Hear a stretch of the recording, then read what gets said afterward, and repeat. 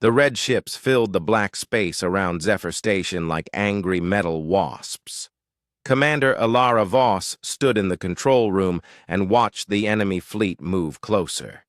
Her hands shook as she counted the ships on the screen. 50 Calaxian warships against their one small station. The numbers were not good. Shields down to 30%, called out Lieutenant Amy Foster from her seat at the communications desk. Her voice was steady, but Ilara could see the fear in her young face. The enemy had been shooting at them for 3 days now. Their shields could not take much more. The Calaxians were known across the galaxy as the most dangerous fighters. They had taken over dozens of worlds with their red ships and plasma guns. Their empire grew larger every year, and nothing seemed able to stop them. Now they wanted Zephyr Station, and Ilara knew her small crew could not hold them off much longer. "Any word from the Defense Council?" Ilara asked. She already knew the answer. No help was coming. The nearest Terran fleet was weeks away, and the Calaxians would break through their shields long before then. Amy shook her head. Still no response from headquarters. "We are on our own." The station shook again as more enemy fire hit their shields. Red warning lights flashed across all the control panels. The air recycling system made strange noises, and Ilara could smell something burning from the lower levels. They were running out of time. Dr. Marcus Webb burst through the control room doors. The tall, thin scientist looked like he had not slept in days. His gray hair stuck up in all directions, and his lab coat was stained with coffee and sweat. He carried an old data pad in his hands. "Commander, I found something," Marcus said, breathing hard. "Something in the old files, the restricted ones from the war archives." Ilara turned to look at him. "What kind of something, Doctor?" Marcus activated his data pad, and a blue hologram appeared in the air above it. Star charts and old symbols floated in the light. Most of the text was in languages Ilara did not know. "I have been studying the Calaxian records we captured last year," Marcus said. "Deep in their military files, I found references to something they fear, something that makes them change their battle plans and avoid entire sectors of space." Amy looked up from her station. "What could scare the Calaxians? They have conquered half the galaxy." Marcus touched the data pad, and the hologram changed. Now it showed a small blue planet with one moon. The planet looked familiar, but Ilara could not place it.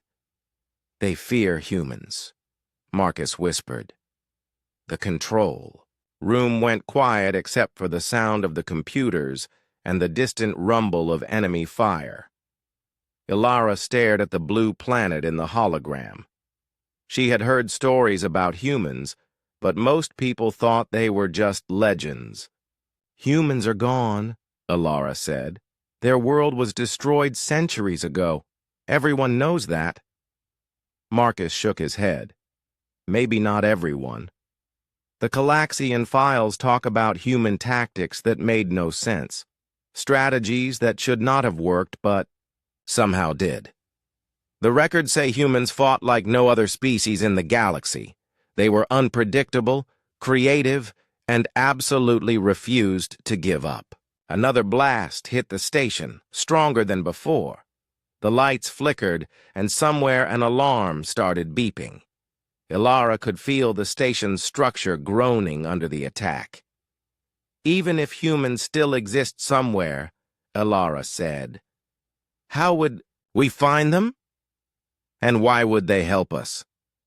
Marcus pointed to another section of the hologram. Ancient communication arrays and signal patterns appeared in the blue light.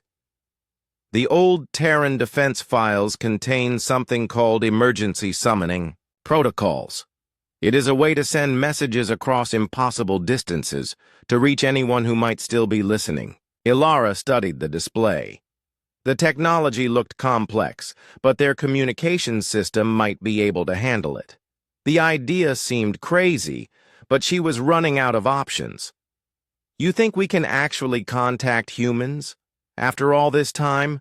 I do not know, Marcus admitted. But the Calaxian records show they built their entire military strategy around avoiding human contact. They are terrified of fighting humans again. If we could just get one human ship to help us. The station shook again, harder this time. Sparks flew from one of the control panels, and Amy quickly shut it down before it could catch fire. On the main screen, the Calaxian ships were moving into their final attack formation. Shields down to 15%, Amy reported. Maybe 2 hours before complete failure. Ilara looked around the control room at her crew. These people had followed her for 3 years, through battles and supply runs and diplomatic missions. They trusted her to keep them alive. Outside, 50 enemy warships waited to destroy everything they had built. She made her decision. "Do it," Ilara said to Marcus. "Send the signal. If there are any humans left out there, tell them we need their help." Marcus nodded and ran back toward his lab. Amy began rerouting power to the communications array. The station shook again, but this time Ilara felt something different. Not fear, but hope. Maybe humans were just stories. Maybe the signal would reach empty space, and nothing would answer. But maybe, somewhere in the dark between the stars, someone would hear their call for help. The first human war cry in 200 years was about to echo across the galaxy. Captain Jake Morrison woke up to the sound of alarms he had never heard before. The noise was sharp and urgent, cutting through the quiet hum of the ship's engines. He rolled out of his bed and grabbed his uniform, his mind still foggy from sleep. The New Horizon had been his home for 43 years. The huge ship drifted through dark space, far from any star system. 12,000 humans lived inside its metal walls, the last survivors of Earth's destruction. They had been running and hiding for over 200 years. Jake ran through the corridors toward the bridge. Other crew members were also hurrying through the halls, their faces confused and worried. The emergency alarms had not sounded in decades. Most of the younger people had never heard them before. "Captain on the bridge," announced Lieutenant Tony Clark as Jake entered the command center. The bridge crew stood at attention, but Jake could see the questions in their eyes. "What is the situation?" Jake asked as he took his seat in the captain's chair. Chief Engineer Lisa Park stepped forward. She was a short woman with strong hands and grease stains on her work clothes. Lisa had been fixing things on the New Horizon since she was 16 years old. "Captain, we received a signal 20 minutes ago," Lisa said. "It came through the old emergency channels, the ones we have not used since we left Earth." Jake felt his stomach drop. No one should know those communication codes. The New Horizon had been hiding in empty space for generations, avoiding all contact with the outside galaxy. They had learned that other species either wanted to destroy humans or use them as slaves. "Where did the signal come from?" Jake asked. Lisa activated the main display screen. A star map appeared, showing their location and a blinking red dot far away. "The Andromeda sector. About 6 days' travel if we push the engines hard." The distance meant nothing to Jake. What mattered was that someone out there knew how to contact humans. That was supposed to be impossible. "Show me the message," Jake ordered. The screen changed, and a woman's voice filled the bridge. She sounded tired and scared, but her words were clear. "This is Commander Ilara Voss of Zephyr Station. We are under attack by the Calaxian Empire. Our shields are failing, and we have no way to escape. If any human forces are still out there, please help us. We know you exist. We know what you can do." The galaxy needs you. The message included star charts, enemy ship positions, and technical data about Calaxian weapons. Jake studied the information while his crew waited in silence. Calaxians, he said quietly. That name brought back old memories. His grandfather had told him stories about the last war before the great exodus from Earth. The Calaxians had been one of the enemies that forced humanity to run. Chief Security Officer Ben Hayes joined them on the bridge. He was a big man with scars on his face from training accidents. His family had been soldiers for generations. "Captain, this could be a trap," Ben said. "No one has contacted us in 2 centuries. Why now?" Jake knew Ben was right to be careful, but something about the message felt real. The fear in the woman's voice. The technical data that matched old intelligence reports. The fact that they were asking for help instead of demanding surrender. "Lisa, how long would it take to get the ship ready for combat?" Jake asked. Lisa's eyes went wide. "Combat? Captain, we have not fired a weapon in 200 years. Most of our military systems are shut down." "But they still work?" "Well, yes. We maintained everything according to the old protocols. But, Captain, are you really thinking about fighting? We are a colony ship now, not a warship." Jake stood up and walked to the main display. He looked at the star map, at the red dot marking the battle zone. Somewhere out there, people were dying because the Calaxians wanted to take what was not theirs. It was an old story, one that humans knew well. The New Horizon was built to carry colonists, Jake said to his crew. But it was also built to defend those colonists. Every system on this ship can be used for war if we need it. Dr. Susan Gray, the ship's historian, spoke up from her station. "Captain, I have been studying the data they sent. The Calaxian Empire has grown much larger since our last intelligence reports. They control hundreds of worlds now." "What about their military tactics?" Jake asked. Susan pulled up more files on her screen. "According to this data, they have not changed much. Same rigid command structure, same predictable battle formations. They still fight like a machine." Jake smiled for the first time since waking up. "Good. Machines are easy to break if you know how." Ben stepped closer to the captain's chair. "Sir, even if we decide to help these people, we are one ship against an entire fleet. The odds are not good." "The odds are never good when humans fight," Jake replied. "That is what makes us dangerous." He turned to face his crew. These people had been born on the ship, raised on stories of Earth and the old wars. They had never seen real combat, but they carried the memory of it in their blood. "I am not ordering anyone to fight," Jake announced. "This is a volunteer mission. Anyone who wants to stay here can do so with no shame, but I am going to help those people even if I have to take a shuttle by myself." The bridge crew looked at each other for a moment. Then Lisa stepped forward. "Count me in, Captain. It has been too quiet around here anyway."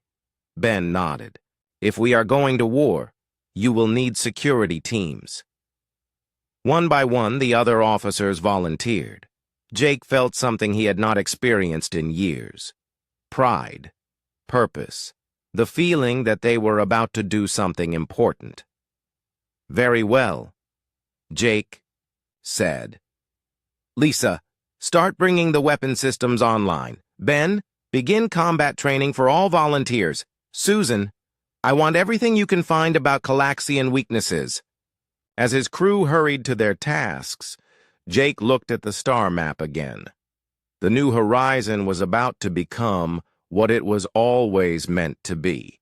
Not just a hiding place for the last humans, but a weapon in the hands of people who would not give up. Galaxy was about to remember why they used to fear the humans. The 6 days of travel to Zephyr Station changed everything aboard the New Horizon. Captain Jake Morrison watched his peaceful colony ship transform into something the galaxy had not seen for centuries. A human warship. Chief Engineer Lisa Park worked 18 hours a day in the engine rooms. She took apart mining equipment and rebuilt it into weapons. The ship's rock crushers became kinetic cannons. The metal refiners became armor plating. The farming drones were fitted with explosive charges and turned into attack swarms. The beauty of human engineering, Lisa explained to her team as they worked, is that we build everything to do more than one job. These Calaxians have used the same ship designs for 1,000 years. They will not know what hit them. In the training centers, Chief Security Officer Ben Hayes pushed volunteer fighters through crash courses in combat, most of the humans on. The ship had never held a weapon, but they learned fast. Their ancestors had been warriors, and something deep in their blood remembered how to fight. Forget everything you think you know about space battles, Ben told his trainees. Other species fight by rules. They form neat lines and shoot at each other until someone gives up. Humans do not fight that way. We fight to win, whatever it takes. Dr. Susan Gray spent her time studying every piece of intelligence about the Calaxian Empire. The data from Zephyr Station painted a clear picture of their enemy. The Calaxians were strong, organized, and completely predictable. They are like a computer, Susan reported to Captain Morrison. Every action follows a program. Every battle plan comes from their military handbook. They have conquered so many worlds because most species try to fight them the same way. Jake studied the tactical displays in his ready room. The Calaxian fleet at Zephyr Station had 50 ships arranged in a perfect formation. Their attack pattern followed classical siege doctrine. They were slowly grinding down the station's defenses with overwhelming firepower. What happens when you put something unpredictable into their perfect system? Jake asked. Susan smiled. According to their own military records, they panic. Every time they fought humans in the old wars, our tactics confused them. We did things that made no sense according to their training. The New Horizon dropped out of hyperspace at the edge of the Zephyr system. On the main screen, Jake could see the battle in progress. The Calaxian ships surrounded the small station like a red metal wall. Plasma fire lit up the darkness as the enemy pounded the station's failing shields. "Communications! Open a channel to Zephyr Station," Jake ordered. Lieutenant Amy Foster's voice came through the speakers, filled with disbelief and desperate hope. "This is Commander Voss. Please tell me you are real."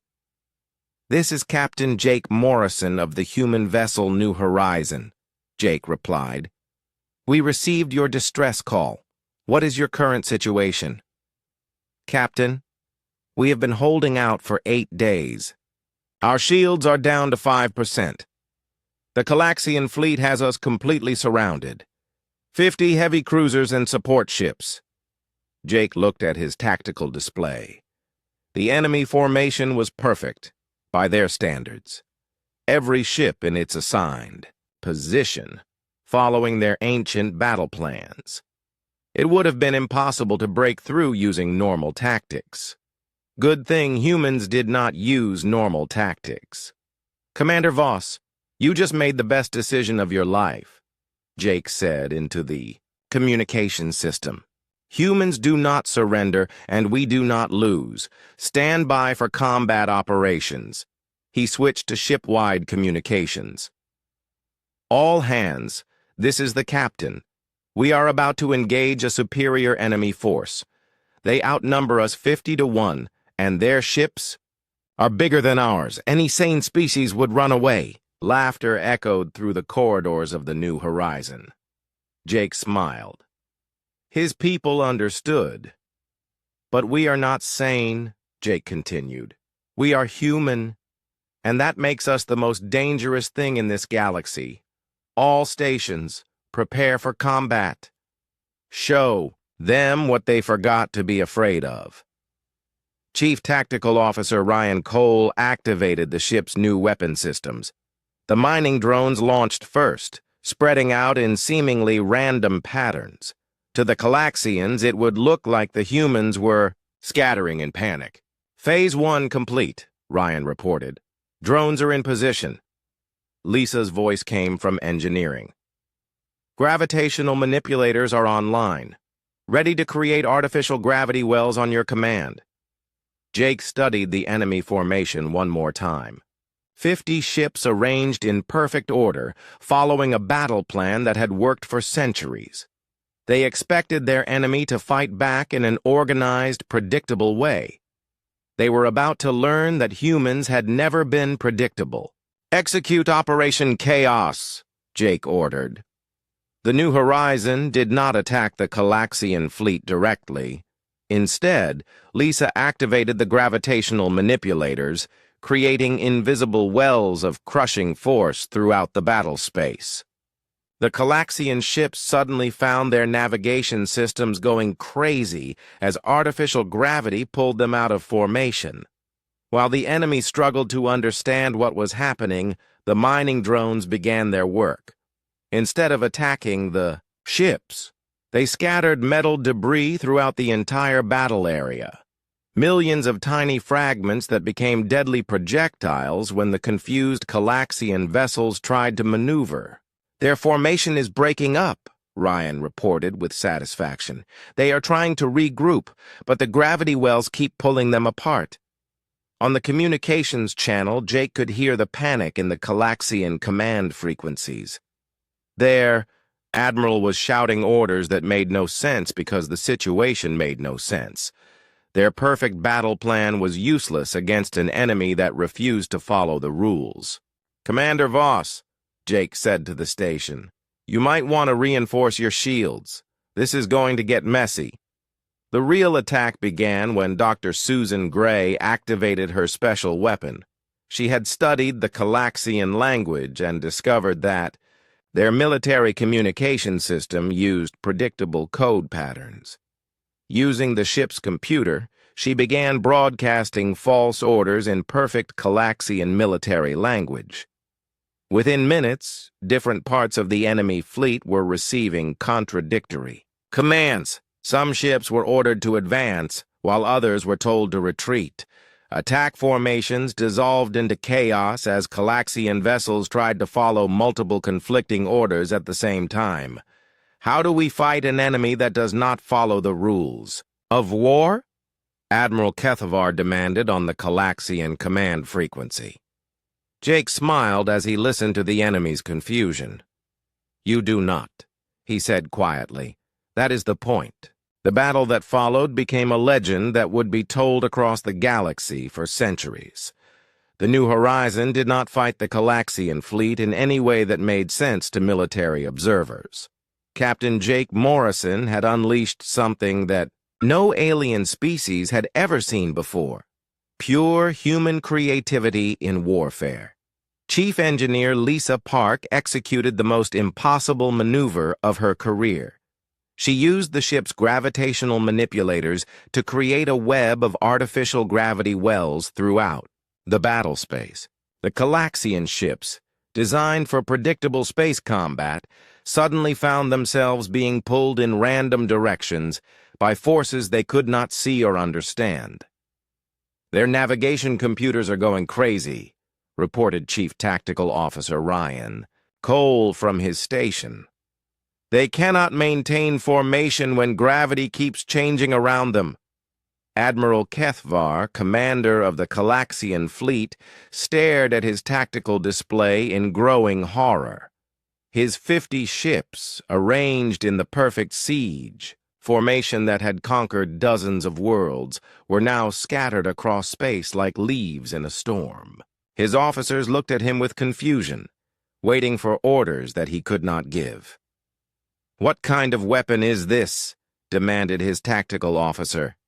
Our sensors show no enemy fire, but our ships cannot maneuver.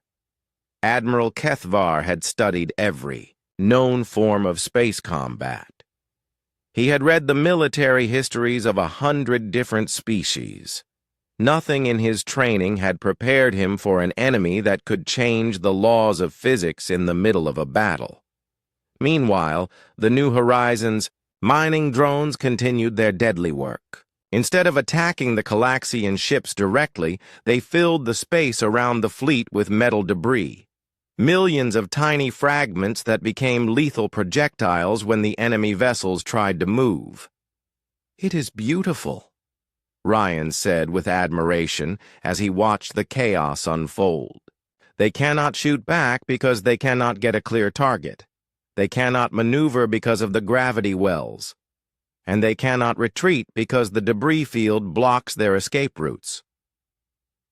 Dr. Susan Gray sat at the communications station, her fingers dancing across the control panels. She had been studying Galaxian military language for days, learning their command codes and protocol systems. Now she put that knowledge to devastating use. "Attention Galaxian Fleet Group 7, she broadcast in perfect alien military speech. "Command orders immediate advance to grid position 447. At the same time, she sent a different message to the same ships. "Fleet Group 7, execute immediate withdrawal to defensive position Alpha. Maintain radio silence."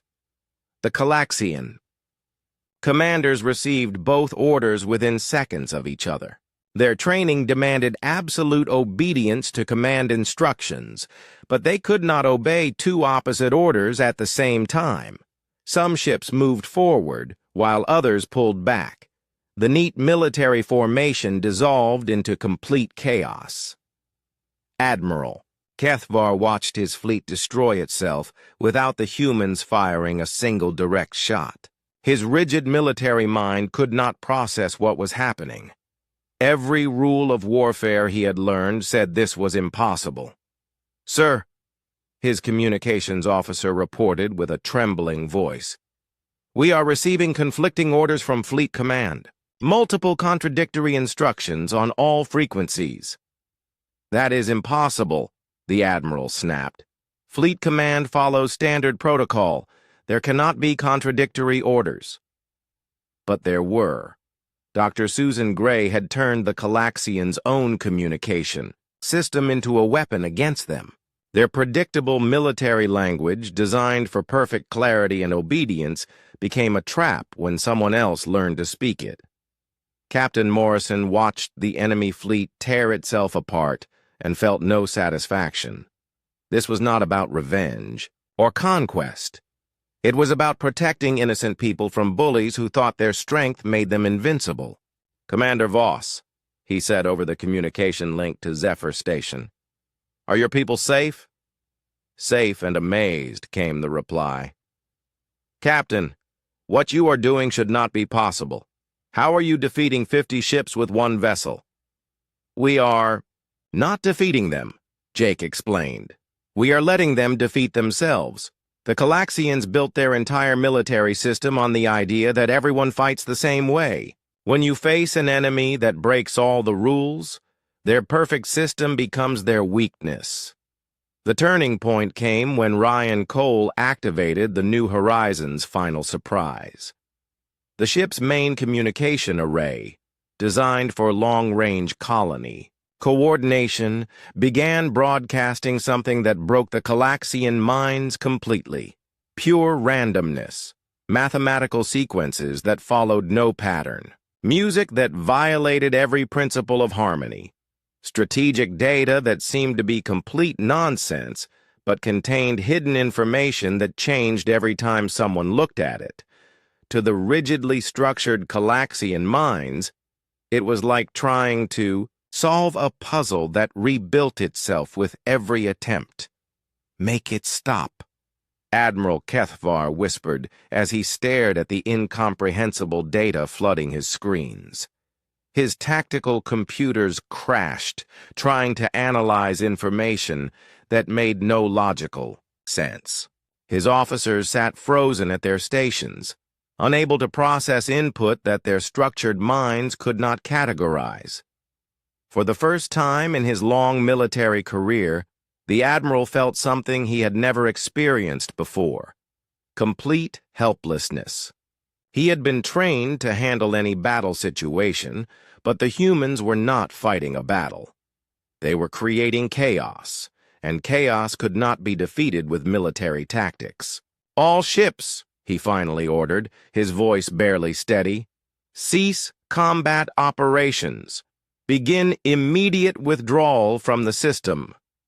The Galaxian fleet retreated not because they were destroyed, but because they were defeated by their own inability to understand an enemy that refused to be predictable. 50 massive warships fled from one converted colony ship because they could not figure out how to fight something that made no sense.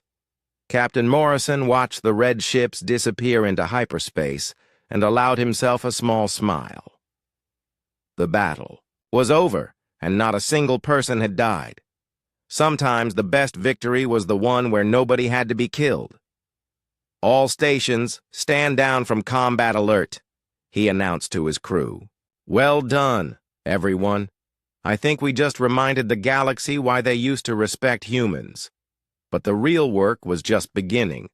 Word of the Battle of Zephyr Station would spread across the galaxy like wildfire, and humanity's long period of hiding was about to end. 3 months after the Battle of Zephyr Station, Captain Jake Morrison found himself in a situation he had never expected. The New Horizon was no longer a hidden colony ship drifting through empty space. It had become the center of something much larger.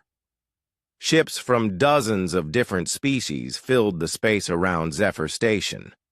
Not warships coming to attack, but diplomatic vessels carrying representatives who wanted to meet the humans. Word of the impossible victory had spread across the galaxy, and everyone wanted to know how one ship had defeated an entire Galaxian fleet without firing a shot. "Captain, we have 17 more requests for protection agreements," reported Lieutenant Amy Foster from the communications station. She had agreed to transfer from Zephyr Station to help coordinate the flood of messages. The Rigel colonies, the Tau Ceti Mining Consortium, and 15 independent worlds. Jake rubbed his tired eyes. He had not slept well in weeks. Being a colony ship captain was simple compared to whatever he was becoming now. Every decision he made affected entire star systems. Commander Alara Voss entered the bridge carrying a datapad full of reports.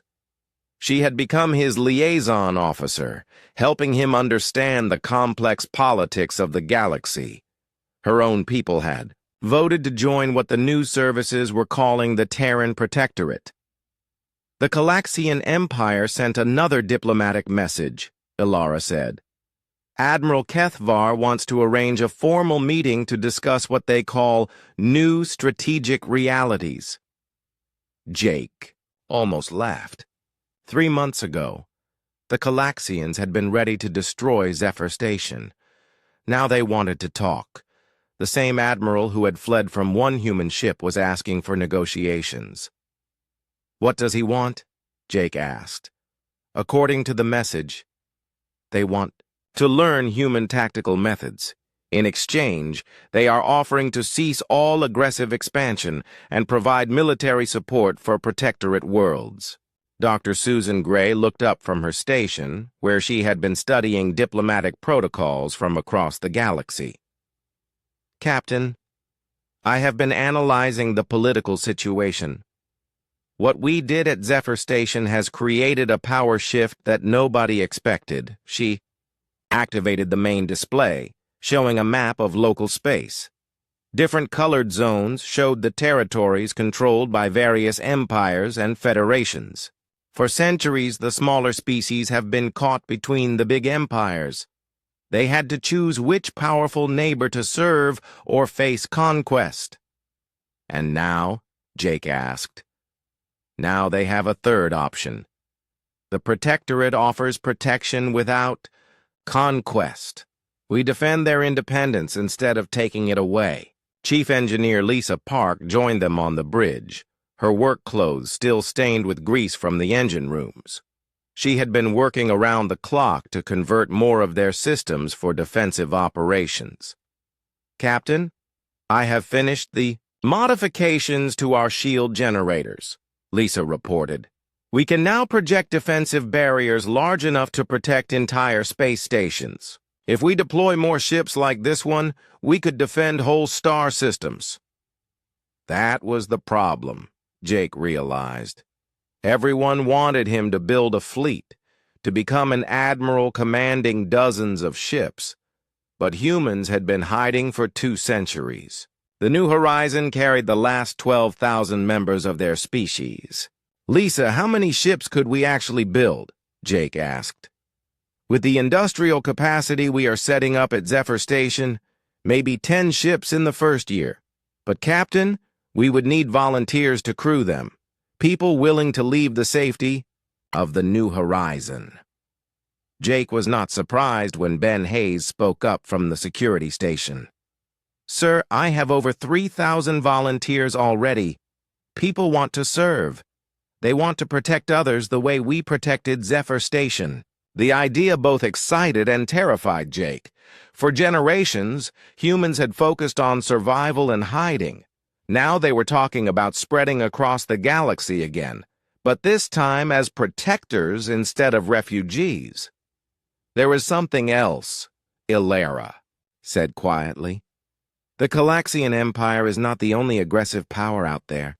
The hegemony of worlds has been watching what happened here.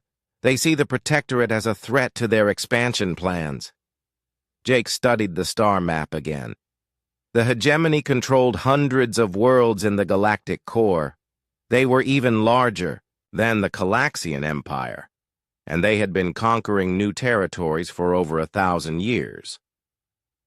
"How long before they decide to do something about us?" Jake asked. "According to my contacts in the diplomatic community, maybe 6 months. They are building up forces in the border systems." Jake felt the weight of responsibility settle on his shoulders like a heavy cloak. 12,000 humans against an empire of trillions. The numbers were impossible, but then again, the numbers had been impossible at Zephyr Station, too. A new voice joined the conversation. Admiral Kethvar appeared on the main screen, his reptilian features calm but respectful. The proud Galaxian commander looked very different from the panicked officer who had fled the battle 3 months ago. "Captain Morrison," the admiral said, in carefully pronounced English. "I hope you will consider our request for a meeting. My empire has learned much from studying your tactics. We believe there is potential for mutual benefit." Jake looked around his bridge at the faces of his crew. These people had followed him into an impossible battle and won. Now they were asking him to lead them into something even more challenging. "Admiral, I will meet with you," Jake replied. "But understand that humans do not conquer. We protect. If the Galaxian Empire wants our alliance, you must prove that you share our values." "We understand, Captain. Our military academies are already studying human strategic concepts, flexibility, creativity, protection of the innocent. Perhaps it is time for the galaxy to learn new ways of thinking about warfare." After the transmission ended, Jake stood alone on the bridge for a moment, looking out at the stars. Somewhere, out there, other human ships might be hiding, waiting for a signal that it was safe to come home. The New Horizon had lit a beacon that would guide them back, but first, they had work to do. The hegemony would not wait forever, and there were thousands of worlds that needed protection. The galaxy was about to learn that humans were more than just warriors. They were guardians, and they would never stop fighting for those who could not fight for themselves. "All stations," Jake announced to his crew. "Begin preparations for fleet expansion. We have a galaxy to protect." The age of human hiding was over. The age of human protection had begun.